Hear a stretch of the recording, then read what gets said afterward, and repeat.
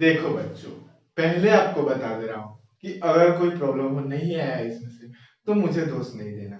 मैं अच्छी तरह से रिसर्च करके थोड़ा देख के बहुत सारे पेपर्स देख के मैंने इन सारे टॉपिक्स को निकाला है। ठीक है, ये सारे टॉपिक्स जो है स्किपेबल नहीं है, इन सबको आप स्किप नहीं कर सकते।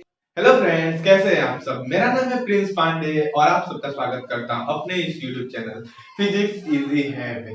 तो फिजिक्स इजी है पर कब इजी है? जब जो फिजिक्स का हमारा टॉपिक्स है वो आप क्लियर कर ले। फिजिक्स का जो भी चैप्टर और जो भी टॉपिक हो आप उसे क्लियर कर लेंगे तो वो इजी है, और जो नहीं पढ़े वो तो हार्ड है ही। अभी मैं भी फिजिक्स में पढ़ रहा हूँ आगे, तो मेरे लिए फिजिक्स इजी नहीं है क्योंकि मेरे को जो नया मिल रहा है वो मुझे समझ नहीं आता, उसे समझना पड़ता है तब मेरे लिए वो इजी होता है। तो फिजिक्स इजी है, बस उसे आप कॉन्सेप्ट के साथ समझते जाए। तो आज यहाँ पे हम किसी चीज के बारे में जानने नहीं आ रहे हैं, बस यहाँ पे हम आज इंपॉर्टेंट टॉपिक्स देखेंगे इलेक्ट्रोस्टैटिक चैप्टर का, यूनिट का। ठीक है, तो इलेक्ट्रोस्टैटिक यूनिट में हम यहाँ पे 1 लिखे हैं। 1 मैंने इसलिए लिखा है क्योंकि इलेक्ट्रोस्टैटिक्स में हमें 2 चैप्टर देते हैं। फर्स्ट चैप्टर है हमारा इलेक्ट्रिक चार्जेस एंड फील्ड, और सेकंड चैप्टर है हमारा इलेक्ट्रिक पोटेंशियल एंड कैपेसिटेंस। ठीक है, तो ये 2 चैप्टर है एक यूनिट में। तो सबसे पहले आज हम चैप्टर 1 करेंगे। ठीक है, chapter 1 electric charges and field. तो इलेक्ट्रिक चार्जेस एंड फील्ड में इस वीडियो में हम देखेंगे कि हमारा इंपॉर्टेंट टॉपिक्स क्या है 2021 में आ सकता है। तो सबसे पहला हमारा टॉपिक है इलेक्ट्रिक चार्ज। तो इलेक्ट्रिक चार्ज जो हमारा टॉपिक है वो इतना इंपॉर्टेंट क्वेश्चन नहीं बनेगा उससे एग्जाम में। ठीक है, वो इतना इंपॉर्टेंट नहीं है। इलेक्ट्रिक चार्ज आप सबको पता होता है कि क्या होता है। उसके बाद हमारा एक टॉपिक है प्रॉपर्टीज ऑफ इलेक्ट्रिक चार्जेस। ठीक है, तो हमारा जो प्रॉपर्टीज है इलेक्ट्रिक चार्जेस का, एडिटिविटी ऑफ इलेक्ट्रिक चार्ज, ठीक है, electric additivity of charges, conservation of electric charge, और साथ ही साथ क्वांटाइजेशन ऑफ चार्ज। ये हमारे जो 3 है प्रॉपर्टी इलेक्ट्रिक चार्जेस का, वो तीनों प्रॉपर्टीज इंपॉर्टेंट है, लेकिन उसमें एक आपको सबसे इंपॉर्टेंट है। ठीक है, एक आपको सबसे इंपॉर्टेंट है quantization of charge. Quantization of charge, तो यहां पे मैं जो आपको इस वीडियो में बताऊंगा ये मतलब नहीं है कि 2021 में 100% वो आएगा। मैं आपको अब टाइम कम है तो बोल के आपको जस्ट ये इस चैप्टर इस यूनिट को 2 से 3 दिनों में खत्म करने के लिए इंपॉर्टेंट टॉपिक्स बता रहा हूं कि आप उन सारे टॉपिक्स को पढ़ लीजिएगा और प्रीवियस ईयर पेपर में देखिएगा तो आपको इन सारे सारे टॉपिक से ही क्वेश्चन आया हुआ दिखेगा। ठीक है, तो हमारा प्रॉपर्टीज ऑफ इलेक्ट्रिक चार्जेस आप पढ़ लीजिएगा, कुछ नहीं है। हमारा पहला जो है एडिटिविटी ऑफ चार्ज, वो बताता है कि हम एल्जेब्रिक फॉर्म में हम इलेक्ट्रिक चार्जेस को ऐड कर सकते हैं। ठीक है, और उसके साथ ही साथ कंजर्वेशन ऑफ चार्ज में ये बताता है कि किसी आइसोलेटेड सिस्टम में हमारा हमेशा चार्ज कंजर्व रहता है। और क्वांटाइजेशन ऑफ चार्ज कुछ नहीं है। क्वांटाइजेशन ऑफ चार्ज का मैं आपको यहां डेफिनेशन दिखा देता हूं। A charge exists in discrete amount rather than continuous value and hence quantized in nature. Mathematically, the charge on an object. हमें सिर्फ ये जानना है कि जो इलेक्ट्रिक चार्ज होता है वो हमारा n into e होता है। ठीक है, n into e होता है। ठीक है, जहां पे n हमारा एक इंटीजर होता है। ठीक है, आपका e का वैल्यू आपको मालूम है 1.6 into 10 to the power minus 19 coulomb. ठीक है, अब मान लेते हैं कि हमारा यहाँ पे q, ठीक है, तो ये हमारा होता है क्वांटाइजेशन ऑफ चार्ज। इसमें मेन आपको फॉर्मूला जानना जरूरी है क्योंकि क्वांटाइजेशन ऑफ चार्ज में मैंने देखा है कि आपको इससे कोई इसका डेफिनेशन या कुछ नहीं पूछता, इससे आपको असम बोर्ड का, ठीक है, असम बोर्ड का 2012 में एक न्यूमेरिकल क्वेश्चन आया था 1 मार्क का, जो कि क्वेश्चन मैं आपको यहाँ पे दिखा देता हूँ, मेरे पास है।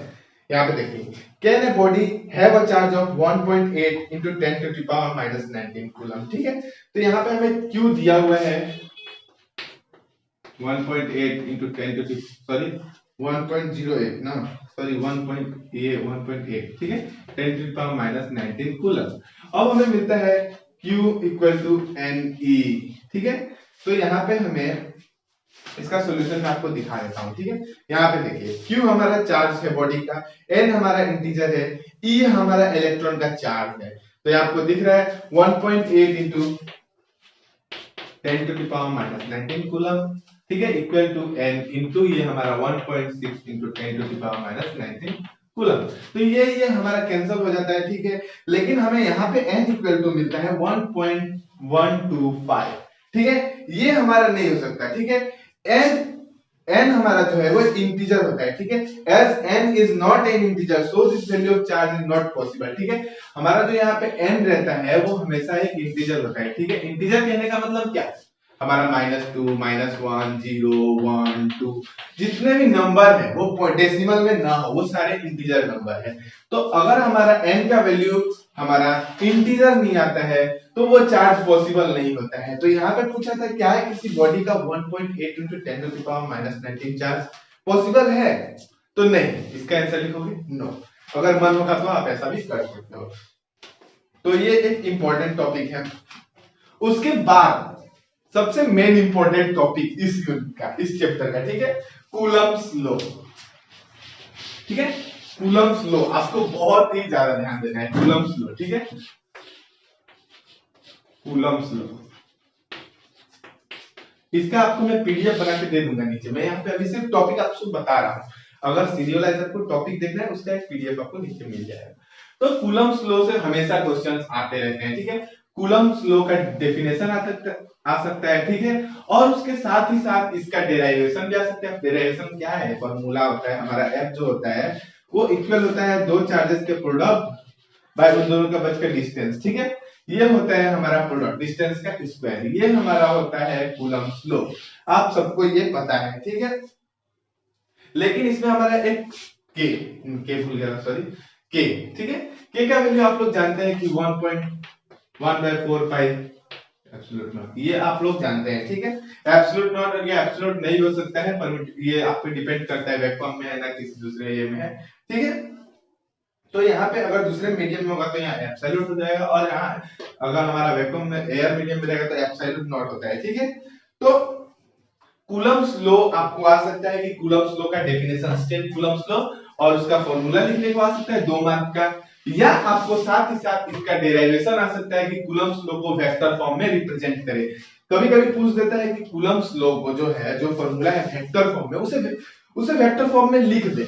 लेकिन कभी कभी आता है कि उसे वेक्टर फॉर्म में लिखने का डेरिवेशन। ठीक है, तो आपको कूलम्ब्स लॉ बहुत ही इंपॉर्टेंट टॉपिक है इस चैप्टर में, इसको आप स्किप नहीं कर सकते। ठीक है, इसको आप बिल्कुल स्किप नहीं कर सकते। थर्ड हमारा है principle of superposition of electric forces. ठीक है, ये इतना इंपॉर्टेंट टॉपिक नहीं है, लेकिन अगर टाइम हो तो आप इसे कर ले, क्योंकि ये कुछ भी हार्ड नहीं है। ठीक है, यहाँ पे हमें कूलम्ब्स लॉ का फॉर्मूला मालूम है, तो वहां पे हम डिफरेंट डिफरेंट बहुत सारे चार्जेस का एडिशन करेंगे। ठीक है, उनके कूलम्ब्स लॉ से उनका फॉर्मूला करेंगे, किसी एक पार्टिकुलर चार्ज को हम कंसीडर करेंगे और उससे हमारा सबका, मान लीजिए एक Q तो Q1 Q2 Q3 सबका इनसे एक फोर्स ये करके एक टोटल फोर्स निकालेंगे। ठीक है, वही होता है हमारा principle of superposition of electric charges. ठीक है, ये इंपॉर्टेंट है लेकिन उतना इंपॉर्टेंट नहीं है, इसका आप ध्यान दीजिएगा, लेकिन आ सकता है। ठीक है, क्योंकि मैं कोई भगवान नहीं हूँ या मैं पेपर काटने वाला इंसान नहीं हूँ।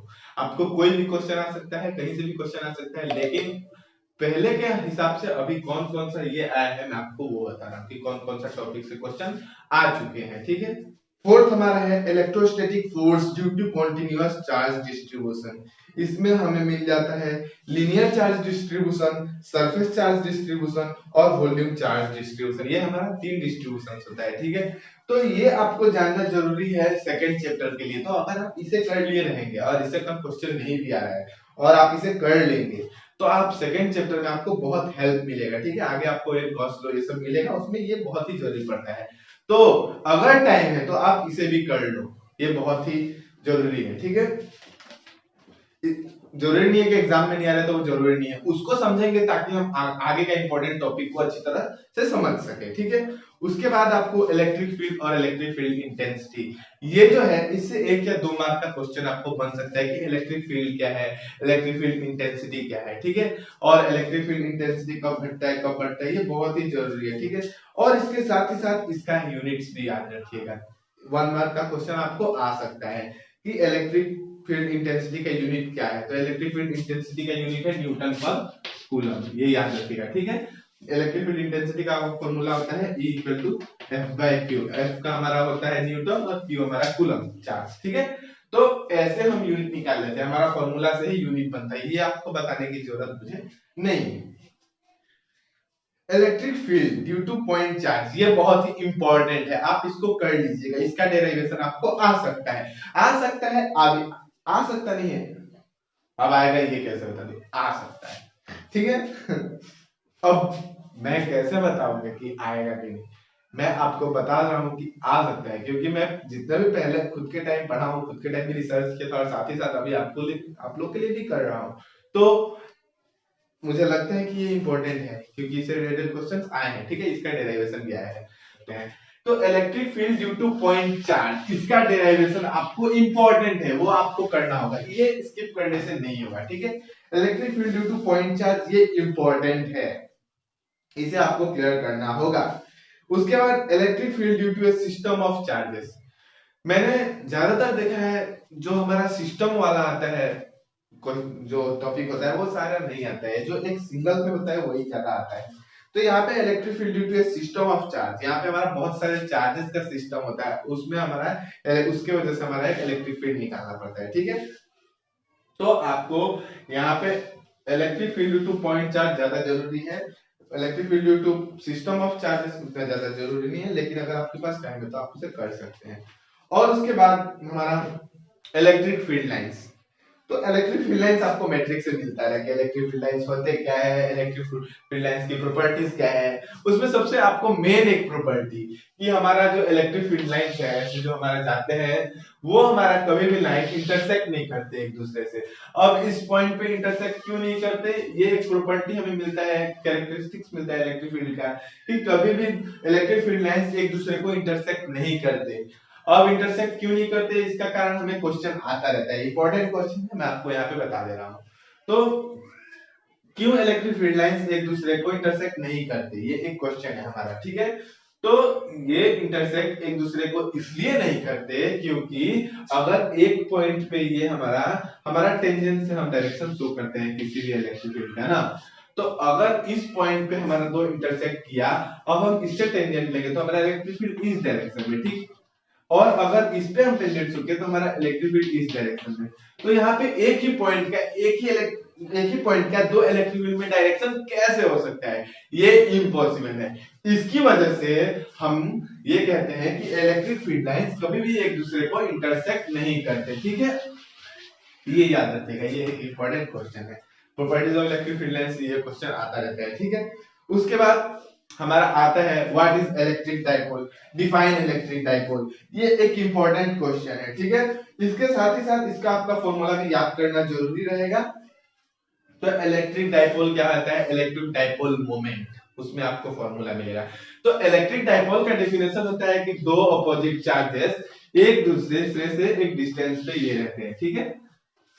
ये हमारा इलेक्ट्रिक डाइपोल है, इसका डेफिनेशन आप देखिए यहाँ पे लिखा है, two point charges of same magnitude and same opposite nature, ठीक है। इन दोनों का मैग्नीट्यूड सेम होगा, ये -5 होगा तो ये +5 होगा, ठीक है। इन दोनों का मैग्नीट्यूड सेम रहता है लेकिन चार्जेस अपोजिट रहते हैं, ठीक है, और एक डिस्टेंस पे रहते हैं, ठीक है, स्मॉल डिस्टेंस, वो हमारा, इसे हम इलेक्ट्रिक डाइपोल कहते हैं, ठीक है। इस सिस्टम को हम इलेक्ट्रिक डाइपोल कहते हैं। इसमें हमारा डिफाइन इलेक्ट्रिक डाइपोल मोमेंट, ये इंपॉर्टेंट थी, ये आपको आगे तक मिलता ही रहेगा, ठीक है, डिग्री में भी आपको इलेक्ट्रिक डाइपोल मिलेगा। तो इलेक्ट्रिक डाइपोल आप देख लीजिएगा, इलेक्ट्रिक डाइपोल मोमेंट देख लीजिएगा, ये हमारा इंपॉर्टेंट है। Electric field at any point on the axial line end on position of electric dipole, ठीक है।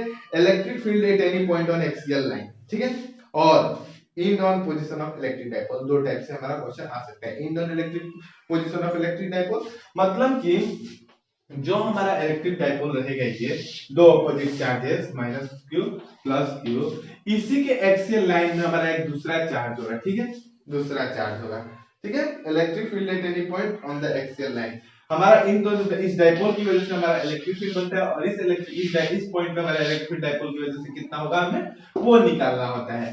तो electric field at any point on the axial line, ठीक है, ऑफ इलेक्ट्रिक डाइपोल, ये जो है बहुत इंपॉर्टेंट पड़ता है एक्सियल लाइन में, इक्वेटोरियल लाइन में, ठीक है। एक्सियल लाइन और इक्वेटोरियल लाइन, ये दो हमारा इसमें डेरिवेशंस होते हैं इलेक्ट्रिक डाइपोल का। और मैं आपको ये बता दूं ये दोनों डेरिवेशंस इंपॉर्टेंट है। आपको electric field on axial line और electric field on equatorial line electric dipole का, ये दोनों आपको इंपॉर्टेंट है, इसको आपको स्किप नहीं करना है। इसके बाद ये भी इंपॉर्टेंट है, torque on a dipole in a uniform electric field, ये भी इंपॉर्टेंट है। ठीक है, आपको मैं बता दे रहा हूं कि क्या क्या इंपॉर्टेंट है, तो आपको क्या स्किप करना है और क्या स्किप नहीं करना है, ये आप ध्यान में दीजिए। ठीक है, torque on a dipole in uniform electric field, एक यूनिफॉर्म इलेक्ट्रिक फील्ड में दो opposite charges of same magnitude, ठीक है, वो हमारा डाइपोल होता है। ठीक है, ये हमारा इलेक्ट्रिक फील्ड है, इसमें दो डाइपोल रखा हुआ है, plus Q minus Q, same magnitude but opposite charge, ये हमारा इलेक्ट्रिक डाइपोल हो गया। ठीक है, ऐसे हम लोग उसका डायग्राम बनाते हैं ताकि यहाँ पे हम ये परपेंडिकुलर ये डिस्टेंस निकाले और हम इससे टॉर्क निकाले। ठीक है, तो आपको ये जो है torque on a dipole in uniform electric field important topic है, इसका आपको डेरिवेशन सीखना पड़ेगा, ये स्किप करने से नहीं होगा, ये आपको सीखना होगा। ठीक है, torque on a dipole in uniform electric field, मैं देखता हूं कि फिजिक्स का टोटल डेरिवेशन है वो सारा इंपॉर्टेंट है, मैं आपको ये भी एक वीडियो बनाऊंगा कि फिजिक्स के टोटल डेरिवेशन जो डेरिवेशंस है जो इंपॉर्टेंट है उनका वीडियो बनाऊंगा। ठीक है, इंपॉर्टेंट डेरिवेशंस। ठीक है, तो ये आपको इंपॉर्टेंट है, इसमें आपको देखिए अगर हम किसी चीज का डेरिवेशन करते हैं तो जो स्पेशल केसेस होते हैं वो आपको बिल्कुल नहीं स्किप करना है। अब पूछिए क्यों? क्योंकि वो एक कॉन्सेप्चुअल चीज है और इसी कॉन्सेप्ट से हमारा न्यूमेरिकल्स आते हैं, तो इनको आपको स्किप नहीं करना है, जितने भी स्पेशल केसेस होंगे वो आपको करने ही होंगे। ठीक है, उसके बाद हम अपना नेक्स्ट टॉपिक देखते हैं। ठीक है, इलेक्ट्रिक फ्लक्स। इलेक्ट्रिक फ्लक्स तो उतना इंपॉर्टेंट नहीं है, लेकिन आपको जानना जरूरी है कि इलेक्ट्रिक फ्लक्स होता क्या है। तो इलेक्ट्रिक फील्ड लाइंस किसी एक एरिया से, ठीक है, इलेक्ट्रिक फील्ड लाइंस किसी एक एरिया से कितना क्रॉस कर रहा है वही हमारा इलेक्ट्रिक फ्लक्स होता है। ठीक है, यहाँ पे डेफिनेशन दिया हुआ है, electric flux linked with any surface is proportional to the total number of electric field lines that normally pass through that surface, it is a scalar quantity. ठीक है, कितना इलेक्ट्रिक फील्ड लाइंस किसी एक surface से पार हो रहा है। ठीक है, पास थ्रू दैट सरफेस, मान लीजिए ये एक हमारा सरफेस है और इससे कितना इलेक्ट्रिक फील्ड लाइंस पार हो रही है, ये हमारा इलेक्ट्रिक फ्लक्स होता है। ठीक है, यहाँ पे बस मैं आपको कॉन्सेप्ट बता रहा हूँ, डेफिनेशन आपको यहाँ पे नहीं दे रहा, आपको इन सबको अच्छी तरह से पढ़ना होता है। ठीक है, तो आप इन सबको अच्छी तरह से पढ़ लीजिएगा। इलेक्ट्रिक फ्लक्स होता क्या है, ये एग्जाम के लिए नहीं लेकिन ऐसे जस्ट कॉन्सेप्ट के लिए इंपॉर्टेंट बता रहा हूँ, क्योंकि इलेक्ट्रिक फ्लक्स अब जानेंगे तभी आप गॉस लॉ कर पाएंगे। गॉस लॉ बहुत ही इंपॉर्टेंट है, गॉस लॉ। ठीक है, ये आपको स्किप नहीं करना है, कूलम्ब्स लॉ और गॉस लॉ, इस जो चैप्टर का दो ये बहुत ही इंपॉर्टेंट चीज है, इनसे आपको कॉन्सेप्चुअल जो न्यूमेरिकल्स है वो आते हैं और साथ ही साथ इसमें कुछ डेरिवेशंस है वो डेरिवेशंस भी आते हैं। मतलब डेरिवेशंस में क्या, गॉस लॉ का कुछ एप्लीकेशन होता है, लेकिन सबसे पहले इसका क्वेश्चन आता है कि define Gauss law, state Gauss law, ये दो क्वेश्चन आता रहता है, 2 मार्क का या 1 मार्क का जो भी हो आएगा, तो ये एक इंपॉर्टेंट है। ठीक है, इसको आप जान जाइएगा और साथ ही साथ इसके जितने एप्लीकेशंस है उन सबको आप कर लीजिएगा। ठीक है, हार्ड नहीं है, आपको अच्छी तरह से पढ़ना होगा, समझ नहीं आएगा तो मुझे बोलिएगा, मैं उन सबकी जो आपको नहीं समझ आएगा उसके आप वीडियो बना दूंगा, आपको समझा दूंगा। स्किप नहीं करना है, कैसे भी आपको लेटर लाना ही है फिजिक्स में। ठीक है, तो 90 प्लस लेटर क्यों 90 प्लस लेके आना है, तो इन सबको आप स्किप नहीं कर सकते ना। गॉस लॉ और एप्लीकेशन ऑफ गॉस लॉ, ये दोनों चीजें आपको करनी होगी। ठीक है, जितना भी एप्लीकेशंस है, तो यहाँ पे मैं देखता हूँ कि इलेक्ट्रिक फील्ड एंड चार्जेस हमारा कंप्लीट हो गया। ठीक है, इंपॉर्टेंट टॉपिक्स क्या है, अब मैं आपको एक डायरेक्ट एक जगह लिख के दिखा देता हूँ कि हमारा क्या क्या इंपॉर्टेंट है। देखो बच्चों, पहले आपको बता दे रहा हूं कि अगर कोई प्रॉब्लम हो नहीं आया इसमें से तो मुझे दोष नहीं देना, मैं अच्छी तरह से रिसर्च करके थोड़ा देख के बहुत सारे पेपर्स देख के मैंने इन सारी टॉपिक्स को निकाला है। ठीक है, ये सारी टॉपिक्स जो है स्किपेबल नहीं है, इन सबको आप स्किप नहीं कर सकते। इसके साथ जो इस यूनिट का है उसे आप एक्स्ट्रा और पढ़ सकते हैं क्योंकि वो भी जरूरी है। ठीक है, क्योंकि हमें सिर्फ पढ़ना नहीं, एग्जाम क्लियर नहीं करना है, हमें अच्छी तरह से कॉन्सेप्ट लेना है, क्योंकि हमें माँ बाप पढ़ा रहे हैं अच्छी तरह से पढ़ने के लिए, ना कि जैसे तैसे एग्जाम पास करने के लिए। सबसे पहला बात, मैं आपका हेल्प कर रहा हूं बस, और कुछ नहीं। तो इलेक्ट्रिक चार्जेस एंड फील्ड में हमें इंपॉर्टेंट टॉपिक्स क्या क्या है जो स्किप नहीं करने हैं, समरी बताने जा रहा हूं, ठीक है। इससे पहले मैंने आपको एक्सप्लेन कर चुका है सब। तो प्रॉपर्टीज ऑफ इलेक्ट्रिक चार्ज, ये आपको स्किप नहीं करना है, इन सबको अच्छी तरह से पढ़ लेता है, लेकिन उसमें सबसे इंपॉर्टेंट है हमारा क्वांटाइजेशन वाला, उसका आपको कॉन्सेप्ट अच्छी तरह से क्लियर करना है, ठीक है। क्वांटाइजेशन वाला क्लियर करना है, ठीक है। उसके बाद हमारा है Coulomb's law. Coulomb's law important है, इसका आपको डेफिनेशन जानना होगा, लेकिन उसके साथ ही साथ वेक्टर फॉर्म, ये वीवीआई है, वीवीआई है, Coulomb's law in vector form, ये आपको क्लियर करना है। चौक की बर्बादी है ये जो मैं किया, क्या करें, हाथ अगर हम खाली रहे, हमारा खाली दिमाग रहे, तो कुछ ना कुछ करते रहेंगे, वही याद है। तो Coulomb's law in vector form, ये भी बहुत बहुत बहुत बहुत इंपॉर्टेंट है, इसको स्किप नहीं करना, नहीं तो बहुत मारूंगा, समझ जाओ। उसके बाद electric field due to point charge, electric field आप जान लेना है, क्योंकि ये कॉन्सेप्ट है, इलेक्ट्रिक फील्ड क्या होता है ये आपको जान लेना है। तो उससे हमारा है electric field due to point charge, ये हमारा एक डेरिवेशन है, बहुत ही इंपॉर्टेंट डेरिवेशन है इलेक्ट्रिक फील्ड एंड चार्जेस का।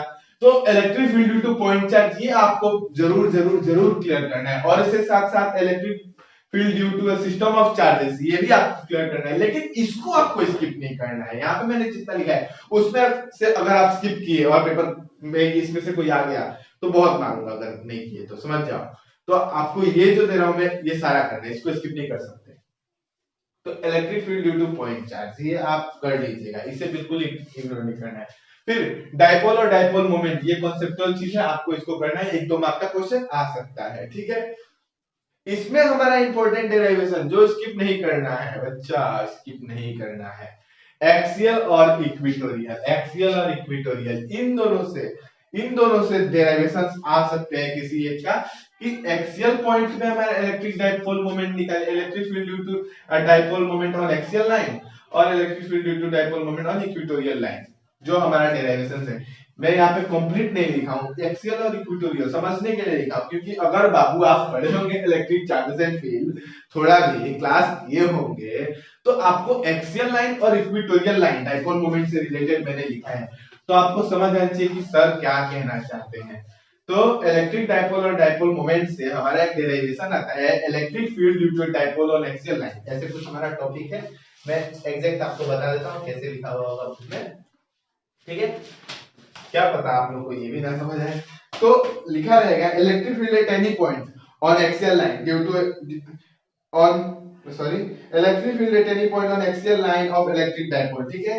एक एक्सियल लाइन पे और इक्वेटोरियल लाइन, जैसे दो हमारा रहेगा, electric field at any point on equatorial line of electric dipole, ठीक है। और या ये भी लिख सकता है ब्रॉड साइड ऑन पोजीशन और perpendicular bisector of electric dipole, ये तीन चीज आपको हो सकता है। तो इलेक्ट्रिक डाइपोल से जितना भी आपको डेरिवेशन है वो नहीं छोड़ना है, ठीक है। और उसके बाद हमारा है torque on dipole in uniform electric field, EF का मतलब हमारा इलेक्ट्रिक फील्ड, ठीक है। तो जो हमारा कोई electric dipole uniform electric field में रहेगा, तो उसके ऊपर जो हमारा टॉर्क लगेगा, इसका डेरिवेशन आपको इंपॉर्टेंट है, ठीक है। ये आपको करना है, इससे आपको न्यूमेरिकल्स आ सकता है, ठीक है। ये डेरिवेशंस के साथ आप कुछ न्यूमेरिकल प्रैक्टिस कीजिएगा। कूलम्ब्स लॉ और torque on dipole in uniform electric field, इन दोनों से आपको न्यूमेरिकल्स भी प्रैक्टिस करने हैं, ठीक है।